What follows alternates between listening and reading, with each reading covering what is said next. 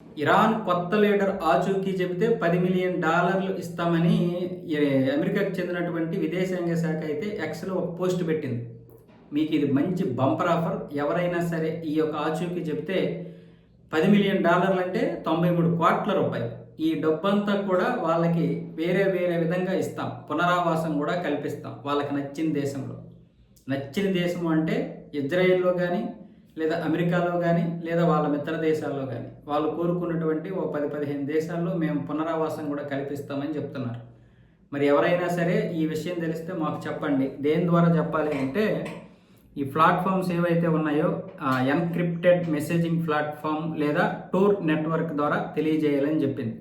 అలాగే ఇప్పుడు మస్తబా ఖమేనీతో పాటు డిప్యూటీ చీఫ్ అలీ అస్గర్ హెజాబీ, అలాగే ఇరాన్ భద్రతాధికారి అలీ లారిజానీ, ఇంకా మరికొంతమంది పేర్లు కూడా ప్రస్తావించింది. వీళ్ళ ఆచూకీ కూడా తెలిపితే మరికొంత నజరాన అదనంగా ఇస్తామని కూడా చెప్పడం జరిగింది. ఈ విషయాన్ని ఎక్స్లో స్పష్టంగా చెప్పింది యుఎస్ విదేశాంగ శాఖ. కాబట్టి ఎవరికైనా సరే ఈ విషయం తెలిస్తే చెప్పండి. ఇరాన్లో చాలామంది ఇజ్రాయెల్కి చెందినటువంటి వారు, అమెరికాకి చెందినటువంటి వారు ఉంటారు ఇక్కడ ఇరాన్లో. కాకపోతే ఇప్పుడు వాళ్ళందరికీ కూడా అయాతొల్లా అలీ ఖమేనీ లాగే ఈ మస్తబా కూడా బంకర్లో దాక్కుని ఉంటాడు. కానీ అయాతొల్లాని చంపేశారు కాబట్టి ఆ సుప్రీంని, సో ఇతడినైతే కాపాడుకుంటున్నారు.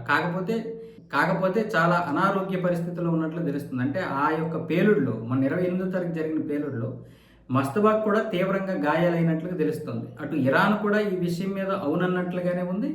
ఇక ఇజ్రాయేల్, అమెరికా కూడా ఈ విషయం మీద స్పష్టంగానే చెప్తున్నాయి. 2 కాళ్ళు పోయినా ఆశ్చర్యపోనవసరం లేదన్న విధంగా చెప్తున్నాయి.